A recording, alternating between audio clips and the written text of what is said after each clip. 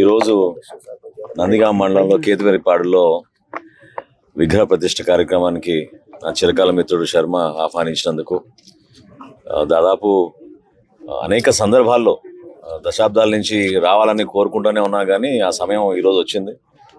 మనస్ఫూర్తిగా నేను ఒక అద్భుతమైన మహాభాగ్యంగా భావిస్తూ కార్యక్రమం ఇంత చక్కటి గ్రామంలో ప్రజలందరికీ ఉపయోగపడే విధంగా భక్తిభావం పెంచే విధంగా రాబోయే రోజుల్లో కూడా గ్రామాల్లో అభివృద్ధి చెందాలి, ఇక్కడున్న యువతకు చక్కటి ఉపాధి అవకాశాలు కల్పించాలి. మా కూటమి ప్రభుత్వం చేస్తున్న ప్రయత్నాల్లో భాగంగా ప్రతి గ్రామంలో కూడా గ్రామాభివృద్ధి చెందడంతో పాటు సంక్షేమంతో పాటు ఒక నమ్మకమైన భవిష్యత్తు ఉండాలి.